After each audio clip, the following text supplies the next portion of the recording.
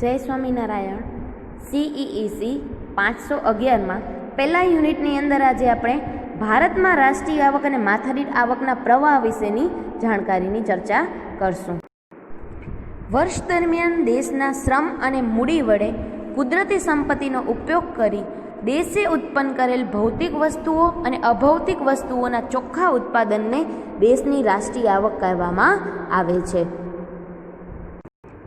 રાષ્ટ્રીય આવકનો ખ્યાલની વાત કરીએ તો અર્થવિજ્ઞાનમાં અતિ મહત્વનો તેમજ વ્યવહારિક રીતે ઉપયોગી ખ્યાલ છે. કોઈપણ રાષ્ટ્રની આર્થિક પરિસ્થિતિ અને તેની પ્રજાની આર્થિક સુખાકારીનો ખ્યાલ એ દેશની રાષ્ટ્રીય આવકના આધારે જ મેળવી શકાય છે. રાષ્ટ્રીય આવકનો ખ્યાલ દેશનો આર્થિક પ્રવાહો સમજવામાં સહાયરૂપ નીવડે છે. દેશની આર્થિક સમૃદ્ધિનો એક આધારભૂત નિર્દેશક તેની રાષ્ટ્રીય આવક છે. ઊંચી રાષ્ટ્રીય આવક એ દેશની આર્થિક આબાદીનું પ્રતીક છે. વ્યક્તિની બાબતમાં જેમ તેના મહત્વના આર્થિક પ્રશ્નો તેની આવક સાથે સંકળાયેલા હોય છે, એ જ રીતે કોઈપણ દેશના આર્થિક પ્રશ્નો પ્રત્યક્ષ કે પરોક્ષ રીતે તેની રાષ્ટ્રીય આવક સાથે સંકળાયેલા હોય છે. આપણા દેશની પરિસ્થિતિ કેવી છે, આર્થિક રીતે સદ્ધર છે કે નબળો છે, એ બધાની પરિસ્થિતિ રાષ્ટ્રીય આવક ઉપરથી આપણે ખ્યાલ આવી જાય છે. ભારતમાં રાષ્ટ્રીય આવકની ઉપયોગિતાની વાત કરીએ તો ભારત જેવા વિકાસશીલ દેશમાં રાષ્ટ્રીય આવકના અંદાજો ખૂબ જ મહત્વના ભાગ ભજવતા જોવા મળે છે. રાષ્ટ્રીય આવકનો અભ્યાસ એ દેશની આર્થિક પરિસ્થિતિ અને આર્થિક પ્રગતિનો ખ્યાલ આપે છે. એટલું જ નહીં, પરંતુ ભવિષ્યમાં દેશના વિકાસમાં ઝડપી વધારો કરવો હોય તો કઈ રીતે એનામાં ફેરફાર કરી શકાય એ અંગેનું માર્ગદર્શન પણ રાષ્ટ્રીય આવક દ્વારા મળી રહે છે. તો રાષ્ટ્રીય આવકની ઉપયોગિતાના આપણે મુદ્દા જોઈએ તો ઉત્પાદન, બચત અને મૂડીરોકાણ વિશે માર્ગદર્શન, અર્થતંત્રની સંરચના સમજવા માટે, આંતરરાષ્ટ્રીય સરખામણી માટે, આવકની વહેંચણીના વલણો માટે, યોજનાઓના ઘડતર અને મૂલ્યાંકન માટે દરેક બાબત માટે રાષ્ટ્રીય આવક ઉપયોગી છે. તો ટૂંકમાં આપણે આ દરેક મુદ્દાની અંદર રાષ્ટ્રીય આવક કઈ રીતે મહત્વનો ભાગ ભજવે છે એની વાત કરીએ તો પહેલો છે ઉત્પાદન, બચત અને મૂડીરોકાણ વિશે માર્ગદર્શન. રાષ્ટ્રીય આવકનું પ્રમાણ, તેનું સ્વરૂપ અને તેના જુદા જુદા ભાગો વચ્ચેનો સંબંધ આપણે જાણીએ તો રાષ્ટ્રીય આવકના વલણોની યોગ્ય સમજ મળી રહે. આર્થિક વિકાસના દરનો અભ્યાસ કરવામાં રાષ્ટ્રીય આવકનો કદ અને બંધારણનો અભ્યાસ જરૂરી બની રહે છે. અર્થતંત્રની કુલ ઉત્પાદન શક્તિની વૃદ્ધિનો દર અને તેની દિશા રાષ્ટ્રીય આવકમાં થયેલા વધારાથી, તેના સ્વરૂપમાં આવેલા પરિવર્તનોથી જાણી શકાય છે. સમાજ છે એ મૂડી સર્જન માટે કેટલા સાધનો વાપરે છે તે રાષ્ટ્રીય આવકના વલણો ઉપરથી આપણે જાણી શકાય છે. જે સમાજ મૂડી ઉત્પાદન વસ્તુઓના જથ્થામાં વધારો કરે, એટલે કે ઉત્પાદનના વસ્તુઓમાં વધારે મૂડી રોકે, તે વપરાશની સપાટીમાં ઘટાડો કરે છે. મૂડીમાલના ઉત્પાદનમાં વધારાથી સમાજ ભવિષ્યમાં વપરાશની સપાટી ઊંચી લઈ આવશે, પણ વર્તમાનમાં એણે વપરાશ ઘટાડવો પડશે અને કેટલા અંશે ઘટાડવો પડશે એ આપણે રાષ્ટ્રીય આવકમાંથી ખ્યાલ આવે છે. લોકો કેટલો વપરાશ કરે છે, આવક કેટલી છે, તેમાંથી તેનો વપરાશ કેટલો કરે છે અને એમાંથી બચત કેટલી કરે છે એ પણ આપણે રાષ્ટ્રીય આવકની મદદથી જાણી શકીએ છીએ. આમ ઉત્પાદન, બચત અને મૂડીરોકાણ વિશે માર્ગદર્શન આપવા રાષ્ટ્રીય આવક મહત્વનો ભાગ ભજવતી જોવા મળે છે. બીજો પોઈન્ટ છે અર્થતંત્રની સંરચના સમજવા માટે. રાષ્ટ્રીય આવક આપણે અર્થતંત્રની સંરચના સમજવા માટે પણ મહત્વનો ભાગ ભજવે છે. કઈ રીતે? તો આપણા અર્થતંત્રની અંદર અલગ અલગ 3 ક્ષેત્ર જોવા મળે છે. ખેતી ક્ષેત્ર છે, ઉદ્યોગ ક્ષેત્ર છે કે સેવા ક્ષેત્ર છે. રાષ્ટ્રીય આવકમાં આ 3 ક્ષેત્રનો કેટલો હિસ્સો છે, કયા ક્ષેત્રમાંથી વધારે રાષ્ટ્રીય આવક પ્રાપ્ત થાય છે, કયા ક્ષેત્રનો હિસ્સો રાષ્ટ્રીય આવકમાં ઓછો છે, કયા સમયે રાષ્ટ્રીય આવકમાં હિસ્સો વધુ હતો, કેવા કેવા પરિવર્તનોને કારણે એનામાં રાષ્ટ્રીય આવકમાં હિસ્સામાં વધારો કે ઘટાડો થયો છે, આ બધા માટે રાષ્ટ્રીય આવક મહત્વનો ભાગ ભજવતી જોવા મળે છે. એના પછીનો પોઈન્ટ છે આંતરરાષ્ટ્રીય સરખામણી માટે. દેશની રાષ્ટ્રીય આવક અને માથાદીઠ આવક બીજા દેશોની સરખામણીમાં ત્યાંની પ્રજાની માથાદીઠ આવકમાં કેટલો ફેરફાર છે તેના માટે પણ રાષ્ટ્રીય આવક ભાગ ભજવે છે. તેના પછી છે આવકની વહેંચણીના વલણો. રાષ્ટ્રીય આવકની ગણતરી સમાજના જુદા જુદા વર્ગો વચ્ચેની આવકની વહેંચણીનો ખ્યાલ અપાવે છે કે કયા કયા વર્ગને રાષ્ટ્રીય આવકનો કેટલો હિસ્સો પ્રાપ્ત થાય છે, સરખો ભાગ પ્રાપ્ત થયો છે કે અસમાનતાની રીતે વહેંચવામાં આવ્યો છે. માથાદીઠ આવક અને માથાદીઠ વપરાશ આર્થિક કલ્યાણના સામાન્ય નિર્દેશકો છે. રાષ્ટ્રીય આવક યોજનાઓના પ્રગતિ જાણવા માટે જેટલા ઉપયોગી છે તેટલા જ યોજનાઓના ઘડતર અને મૂલ્યાંકન માટે પણ અગત્યના છે. જ્યારે યોજનાઓ ઘડવામાં આવે છે ત્યારે રાષ્ટ્રીય આવકનો હિસ્સો કઈ રીતે કઈ યોજનાઓના વિકાસ માટે કે પ્રગતિ માટે વપરાશ કરવો જોઈએ, તેને મૂડીરોકાણ છે, વપરાશ છે, રોજગારી છે, દરેક ક્ષેત્રમાં યોજના ઘડવા સમયે રાષ્ટ્રીય આવકમાં અભ્યાસ કરવામાં આવે છે અને એનો મહત્વનો ભાગ ભજવવામાં આવે છે. તો આમ રાષ્ટ્રીય આવકની ઉપયોગિતા ઘણી બધી છે, તેમ છતાં તેની કેટલીક મર્યાદાઓ પણ જોવા મળે છે. કેવી મર્યાદાઓ છે? તો બિન નાણાકીય વિભાગનું અસ્તિત્વ જોવા મળે છે, કૃષિ ઉત્પાદનનો અમુક ભાગ બજારમાં વેચાણ માટે આવતો નથી, નાના ઉત્પાદકો અને ઘરેલું સાહસોની આવક અંગેની માહિતી મેળવવાની મુશ્કેલી ઊભી થાય છે, વસ્તીનું વ્યવસાયલક્ષી ધોરણે વર્ગીકરણ કરવાનું અઘરું બને છે. આમ એના કેટલાક મહત્વના હોવા છતાં એનામાં કેટલીક મુશ્કેલીઓ રહેલી પણ જોવા મળે છે. તો આજે આપણે માથાદીઠ આવક અને રાષ્ટ્રીય આવકના વલણોની ચર્ચા કરવાની છે. તો સૌપ્રથમ આપણે પહેલાં રાષ્ટ્રીય આવક અને માથાદીઠ આવકની વ્યાખ્યા જોઈ લેશું. તો પહેલાં આપણે રાષ્ટ્રીય આવકની વ્યાખ્યા જોઈએ તો પ્રોફેસર ઇર્વિંગ ફિશરે આપેલી વ્યાખ્યા છે, વર્ષ દરમિયાન દેશના લોકોએ જેટલા પ્રમાણમાં વસ્તુઓ અને સેવાઓની પ્રત્યક્ષ વપરાશ કરી હોય તે પ્રમાણને દેશની રાષ્ટ્રીય આવક કહેવામાં આવે છે. યાદ રાખજો, 1-2 વાક્યમાં પૂછાઈ શકે છે કે રાષ્ટ્રીય આવક એટલે શું. વર્ષ દરમિયાન દેશના લોકોએ જેટલા પ્રમાણમાં વસ્તુઓ અને સેવાઓની પ્રત્યક્ષ વપરાશ કરી હોય તે પ્રમાણને દેશની રાષ્ટ્રીય આવક કહેવામાં આવે છે. પ્રોફેસર એસી પિગુની વ્યાખ્યા જોઈએ તો વિદેશી આવક સહિતની સમાજની કુલ આવક જે નાણાંની મદદથી સરળતાથી માપી શકાય છે તે દેશની રાષ્ટ્રીય આવક છે. માથાદીઠ આવકની વ્યાખ્યા જોઈએ તો દેશની કોઈ એક વર્ષની રાષ્ટ્રીય આવકને તે વર્ષની વસ્તી વડે ભાગતા માથાદીઠ આવક મળે છે. માથાદીઠ આવકને આપણે સૂત્ર દ્વારા દર્શાવીએ તો કુલ રાષ્ટ્રીય આવક છેદમાં કુલ વસ્તી. આપણા દેશની વર્ષ દરમિયાન જેટલી આવક પ્રાપ્ત થઈ હોય તેને કુલ વસ્તી દ્વારા ભાગીએ એટલે આપણે માથાદીઠ આવક પ્રાપ્ત થાય. દેશની કોઈ એક વર્ષની રાષ્ટ્રીય આવકને તે વર્ષની વસ્તી વડે ભાગતા માથાદીઠ આવક મળે છે. ભારતમાં રાષ્ટ્રીય આવકના અંદાજોની વાત કરીએ તો સ્વતંત્ર પ્રાપ્તિ પહેલાં ભારતમાં રાષ્ટ્રીય આવકના અંદાજો મેળવવાના કેટલાક પ્રયાસો થયા હતા. સૌ પ્રથમ પ્રયાસ 1868માં શ્રી દાદાભાઈ નવરોજીએ કર્યો હતો. ત્યારબાદ વકીલ અને મુરંજન, વાડિયા અને જોશી, શાહ અને Khambhata, professor Findlay Shirras, doctor R C Desai, doctor VKRV Rao વગેરે અર્થશાસ્ત્રીઓ જુદા જુદા વર્ષો માટે રાષ્ટ્રીય આવકના અંદાજો કાઢ્યા હતા. મર્યાદિત માહિતી અને વિવિધ અનુમાનો પર આધારિત હોવાથી આ અંદાજો બહુ વિશ્વાસપાત્ર નહોતા. તેમની દરેકની ગણતરી પદ્ધતિમાં અને અનુમાનોમાં વ્યાપક તફાવત હોવાથી તેમનો તુલનાત્મક અભ્યાસ પણ શક્ય ન હતો.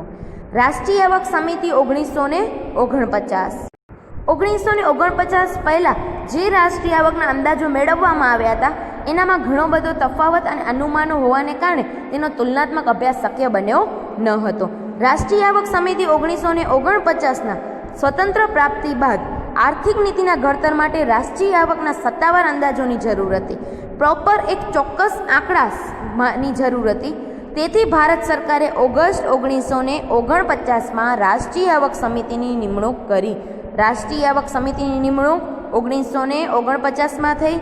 આ સમિતિના સભ્ય તરીકે પ્રોફેસર PC મહલનોવિસ, પ્રોફેસર DR ગાડગિલ અને પ્રોફેસર VKRV રાવ હતા. આ સમિતિએ 3 વિદેશથી નિષ્ણાંતો એટલે સાયમન કુઝનેટ્સ અને GRD સ્ટોન અને ડૉક્ટર JBD ડક્સની સેવાઓ પણ ઉપયોગ કર્યો.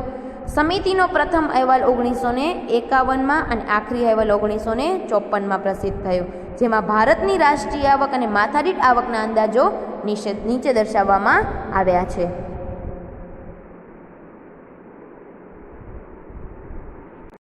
ઓગણીસો 49, 49, 50 ને 50-51ના રાષ્ટ્રીય આવક કરોડ રૂપિયામાં ને માથાદીઠ આવકમાં અહીંયા દર્શાવેલા જોવા મળે છે. 1954માં રાષ્ટ્રીય આવક સમિતિની કામગીરી પૂરી થયા બાદ તે સમિતિ નાબૂદ કરી દેવામાં આવી. તેને સ્થાને રાષ્ટ્રીય આવકની વાર્ષિક ધોરણે ગણતરી કરવા માટે સરકારે કેન્દ્રીય આંકડાકીય સંસ્થાની સ્થાપના કરી. રાષ્ટ્રીય આવક તથા માથાદીઠ આવકના આખરી અંદાજો તૈયાર કરવામાં કેટલો સમય લાગતો હોવાથી આ સંસ્થા ઝડપી અંદાજો તૈયાર કરી પ્રકાશિત કરે છે. આ ઉપરાંત central for monitoring Indian economics ટાઈમ્સના રિસર્ચ બ્યુરો જેવી સંસ્થાઓ તરફથી પણ રાષ્ટ્રીય આવકના અંદાજો પ્રકાશિત કરવામાં આવે છે. તો હવે આપણે જોઈએ કે આયોજનકાળ દરમિયાન રાષ્ટ્રીય આવક અને માથાદીઠ આવકના વલણો. તો આ વલણોનો ખ્યાલ નીચે કોઠા ઉપરથી આપણે જોશું. રાષ્ટ્રીય આવકમાં વૃદ્ધિની વાત કરીએ 1951-52 થી અત્યાર સુધીના આયોજનકાળ દરમિયાન ભારતની રાષ્ટ્રીય આવકનો સરેરાશ વાર્ષિક વૃદ્ધિ દર 4%થી સહેજ ઊંચો રહ્યો. અલબત્ત લાંબા ગાળાના વલણોમાં કેટલાક મહત્વના પેટા વલણો પણ સ્પષ્ટ રીતે જોવા મળે છે. દાખલા તરીકે આયોજનકાળના પ્રથમ 3 દાયકામાં 51-52 થી 80-81 સુધી દરમિયાન રાષ્ટ્રીય આવકનો સરેરાશ વાર્ષિક વૃદ્ધિનો દર 3.5%ની આસપાસ જ રહેવા પામ્યો હતો. રાષ્ટ્રીય આવકની વૃદ્ધિના આવા લગભગ સ્થગિત અને સ્થિર દરને પ્રોફેસર રાજકૃષ્ણ જેવા અર્થશાસ્ત્રીઓએ પ્રણાલીગત કે પરંપરાગત વિકાસ દર તરીકે ઓળખાવ્યો છે. 80-81 થી 90-91ના દશકા દરમિયાન રાષ્ટ્રીય આવકની વૃદ્ધિનો દર 5%થી ઉપર આવ્યો. 8મી યોજનામાં તે 6.6% જેટલો, 9મી યોજનામાં તે 5.7% જેટલો રહ્યો હતો. 1992 થી 2000 દશકામાં રાષ્ટ્રીય આવકનો સરેરાશ દર 6%થી ઉપર રહ્યો છે, જ્યારે 10મી યોજનામાં 8%ના લક્ષ્યાંકની પ્રાપ્તિ સામે રાષ્ટ્રીય આવકનો સરેરાશ દર 7.6% જેટલો રહ્યો છે. 11મી યોજનામાં આર્થિક વિકાસનો દર 8% જેટલો રહ્યો છે અને 12મી યોજનાના આર્થિક વિકાસનો દરનો લક્ષ્યાંક 8% જેટલો નિર્ધારિત કરવામાં આવ્યો હતો. ઐતિહાસિક રીતે જોઈએ તો છેલ્લા 6 દાયકાના આયોજનકાળ દરમિયાન રાષ્ટ્રીય આવકનો સરેરાશ 4%નો વાર્ષિક વૃદ્ધિ દર નોંધનીય છે, કારણ કે 1901 થી 50-51ના 50 વર્ષના ગાળામાં રાષ્ટ્રીય આવકનો વૃદ્ધિ દર 1%થી પણ ઓછો થતો અને માથાદીઠ આવકનો દર તો લગભગ સ્થગિત રહ્યો હતો. માથાદીઠ આવકના વધારામાં આયોજનકાળ દરમિયાન ભારતની માથાદીઠ આવકનો સરેરાશ વૃદ્ધિ દર 2%થી 3% જેટલો હતો, જ્યારે આગળ કહ્યું તેમ રાષ્ટ્રીય આવકનો વૃદ્ધિ દર 4% જેટલો હતો. આ માટેનું એક મુખ્ય કારણ એ છે કે રાષ્ટ્રીય આવકના વૃદ્ધિ દર અને વસ્તી વૃદ્ધિ દર વચ્ચેનો તફાવત લગભગ 2%ની સપાટીએ રહેવા પામ્યો છે. રાષ્ટ્રીય આવકનો વૃદ્ધિ દર 4% હતો, જ્યારે આપણે માથાદીઠ આવકનો વૃદ્ધિ દર ઓછો હતો, કારણ કે વસ્તીનું પ્રમાણ વધારે હોવાને કારણે રાષ્ટ્રીય આવકનો હિસ્સો દરેકને પ્રાપ્ત થતો જોવા મળે છે. તેના કારણે માથાદીઠ આવક નીચી જોવા મળે છે. લાંબા ગાળાના વલણમાં અમુક મહત્વના પેટા વલણો પણ જણાયા છે. દાખલા તરીકે આયોજનના પ્રથમ 3 દાયકા દરમિયાન રાષ્ટ્રીય આવકના ધીમા વૃદ્ધિ દર અને વસ્તી વૃદ્ધિના ઊંચા દરને કારણે માથાદીઠ આવકનો વૃદ્ધિ દર અત્યંત નીચો રહ્યો છે. આયોજનના પ્રથમ 3 દાયકા દરમિયાન આવકમાં ઓછો વધારો થયો, જ્યારે વસ્તીમાં ખૂબ જ ઊંચો વધારો થયો. તેના કારણે માથાદીઠ આવક નીચી જોવા મળે છે. આ પૈકીના લગભગ 15 વર્ષ દરમિયાન તો માથાદીઠ આવકનો સરેરાશ વાર્ષિક વૃદ્ધિ દર 1%થી પણ ઓછો રહ્યો હતો. અમુક વર્ષો દરમિયાન તો તે નકારાત્મક પણ રહેવા પામ્યો છે. 1980ના દશકામાં માથાદીઠ આવકનો વૃદ્ધિ દર સરેરાશ 3.4% હતો. 1990ના દશકામાં તે 4% જેટલો રહ્યો હતો. 10ના પૂરા થતા દશકામાં માથાદીઠ આવકનો વૃદ્ધિ દર 5.7%, 5-10માં 7% જેટલો રહેવા પામ્યો અને પ્રણાલીગત 3.5%ના વિકાસ દર કરતાં બમણો થયો. આમ છતાં અહીં એ હકીકતનો ખાસ ઉલ્લેખ કરવો ઘટે કે ચાલુ ભાવોએ ભારતના માથાદીઠ આવકનો વધારો ભ્રમણાયુક્ત અને ગેરરસ્તે દોરનારો છે અને તેથી તેને સાચી રીતે પ્રતિબિંબ કરવા 2004 અને 2005ના વર્ષના ભાવો સાથે સરખાવી જોઈએ તો ચાલુ ભાવોએ માથાદીઠ આવકમાં વધારો પ્રજાની વાસ્તવિક આર્થિક પરિસ્થિતિનું સાચું ચિત્ર રજૂ કરતું નથી. એક દ્રષ્ટાંત દ્વારા આપણે સમજવાનો પ્રયાસ કરીએ તો ધારો કે એક નાના ગામમાં 1000 લોકો રહે છે, જે પૈકીના 1000 જેટલા લોકો સંપૂર્ણ બેરોજગાર 100 જેટલા લોકો સંપૂર્ણ બેરોજગાર છે, એટલે તેઓ કશું જ કમાતા નથી, પરંતુ 900 લોકોની આવકમાં વધારો થાય છે. આવી સ્થિતિમાં આ 900 લોકો દ્વારા થયેલા કુલ ઉત્પાદનના રકમને 1000 વડે ભાગવામાં આવે તો બધાની માથાદીઠ આવક નક્કી થાય. તેથી પહેલાં કશું જ નથી કમાતા લોકોની માથાદીઠ આવક પણ ગણતરીમાં આવી જાય, ત્યારે વાસ્તવિક પરિસ્થિતિમાં તો એ પહેલાં 100 જેટલા બેરોજગાર લોકો તો ત્યાંના ત્યાં જ રહ્યા છે. હકીકતમાં તેમની કશી જ આવક મળતી નથી. આ જ વાત આખા દેશની માથાદીઠ આવકને પણ લાગુ પડે છે. આપણે જાણીએ છીએ કે ભારતમાં લાખો લોકો એવા છે કે જેની વાર્ષિક આવક 60,972 અથવા 38,005 કરતાં ક્યાંય નીચી છે. કહેવાનું તાત્પર્ય એ છે કે કોઈ પણ દેશની માથાદીઠ આવક તે દેશની પ્રજાની સાચી આર્થિક સ્થિતિને પ્રતિબિંબિત કરતી નથી. અને બરાબર એ જ રીતે કોઈ પણ દેશના કુલ ઘરેલું પેદાશના આંકડા તે દેશની પ્રજાના વિકાસની કક્ષાને પ્રતિબિંબ કરતા નથી. તાજેતરના વર્ષોમાં કોઈ પણ દેશની વિકાસની કક્ષાને માપવા માટે માનવ વિકાસ આંકનો ઉપયોગ કરવામાં આવે છે. હ્યુમન ડેવલપમેન્ટ ઇન્ડેક્સનો ઉપયોગ કરવામાં આવે છે, જેના મુખ્ય નિર્દેશકો અપેક્ષિત આયુષ્ય, સાક્ષરતા અને જીવન ધોરણનો સમાવેશ કરવામાં આવે છે. માનવ વિકાસ આંકની દ્રષ્ટિએ ભારતનો ક્રમ ઘણો નીચો જોવા મળે છે. દાખલા તરીકે 2011ના વર્ષમાં સંયુક્ત રાષ્ટ્ર વિકાસ કાર્યક્રમ દ્વારા પ્રકાશિત થયેલ માનવ વિકાસ અહેવાલમાં જણાવ્યા પ્રમાણે વિશ્વના 187 પૈકી ભારતનો ક્રમ 134મો છે. રાષ્ટ્રીય આવકના વૃદ્ધિદરની સામે માથાદીઠ આવકનો વૃદ્ધિદરનો સુમેળ સાધી શકાતો નથી. કઈ રીતે? તો રાષ્ટ્રીય આવકમાં થયેલા વાર્ષિક વધારાની તુલનામાં માથાદીઠ આવકમાં થયેલો વધારો ધીમો રહેવા પામે છે. આ વલણ પ્રત્યેક યોજનામાં જોવા મળ્યું છે. આ માટેનું એક મુખ્ય કારણ એ છે કે આપણી વસ્તી વૃદ્ધિનો દર લગભગ 1.6% જેટલો રહ્યો છે. વસ્તી વૃદ્ધિનો આ ઊંચો દર રાષ્ટ્રીય આવકમાં થતા વધારાને ધોઈ નાખે છે, જેને પરિણામે માથાદીઠ આવકમાં નોંધપાત્ર સુધાર જોવા મળતો નથી. રાષ્ટ્રીય આવકમાં વધારો થાય તેટલો ને તેટલો માથાદીઠ આવકમાં વધારો થયેલો જોવા મળતો નથી, કારણ કે આપણા દેશની વસ્તીનું પ્રમાણ ખૂબ જ વધારે છે.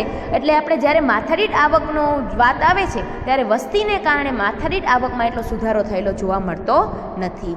રાષ્ટ્રીય આવકમાં થતા ફેરફારો કૃષિ ઉત્પાદનમાં આવતા ફેરફારો સાથે ગાઢ રીતે સંકળાયેલા છે. ભારતીય અર્થતંત્ર હજુ પણ મુખ્યત્વે કૃષિ અર્થતંત્ર છે. આજે પણ આપણે ભારતને કૃષિ ક્ષેત્રે જોડાયેલ અર્થતંત્ર કે ભારતીય અર્થતંત્રને કૃષિ સાથે જોડાયેલી વાત કરવામાં આવે છે. અને પરિણામે કૃષિ ઉત્પાદનમાં થતી વધઘટની અસરો રાષ્ટ્રીય આવકના વૃદ્ધિમાં પ્રતિબિંબિત થાય છે. આયોજન કાળ દરમિયાન એક એવો સામાન્ય અનુભવ રહ્યો કે ખેતી વિકાસનો ઊંચો દર રાષ્ટ્રીય આવક અને વૃદ્ધિ દર પર સાનુકૂળ અસરો નિપજાવે છે. આજે પણ આપણા દેશની અંદર વધારે લોકો કૃષિ ક્ષેત્ર સાથે રોકાયેલા છે. કૃષિમાં સુધારો થતાં રાષ્ટ્રીય આવકમાં સુધારો થશે એ આપણા દેશની અંદર પ્રતિબિંબ સીધો પડતો જોવા મળે છે. જ્યારે બીજી તરફ આ ક્ષેત્રનો મંદ વિકાસ સમગ્ર આર્થિક વિકાસને મંદ પણ પાડી દે છે. આ અનુભવ પરથી કહી શકાય કે ખેતીવાડીની દ્રષ્ટિએ સારા વર્ષોમાં રાષ્ટ્રીય આવકમાં સારો એવો વધારો થયો છે, જે નબળા વર્ષો દરમિયાન રાષ્ટ્રીય આવકનો વૃદ્ધિ દર નીચો અથવા સ્થગિત રહ્યો છે. કેટલી વખત તો તેમાં ઘટાડો પણ નોંધાયો છે. આમ રાષ્ટ્રીય આવકમાં થતા ફેરફારો કૃષિ વિકાસ દર સાથે ગાઢ રીતે સંકળાયેલા જોવા મળે છે. વિશ્વના અન્ય દેશોની તુલનામાં ભારતની રાષ્ટ્રીય આવકનો વૃદ્ધિ દર ધીમો છે. 1980 થી 90ના દશકા દરમિયાન ભારતની રાષ્ટ્રીય આવકનો સરેરાશ વાર્ષિક વૃદ્ધિ દર 5.8% હતો. 91-2000માં 6%ની આસપાસ રહ્યો. બંને સમયગાળા દરમિયાન ચીનનો વિકાસ દર 10.1 અને 10.7% હતો. ઇન્ડોનેશિયા છે, પાકિસ્તાન, શ્રીલંકા જેવા વિકાસમાન દેશોની તુલનામાં પણ ભારતનો વિકાસ દર કોઈ ખાસ ઊંચો નથી. એક અથવા બીજા સમયગાળામાં આ દેશોની કામગીરી સારી રહેલી જણાય છે. માથાદીઠ આવકની દ્રષ્ટિએ જોઈએ તો પણ ભારતની પરિસ્થિતિ આ ક્ષેત્રે નબળી જણાય છે.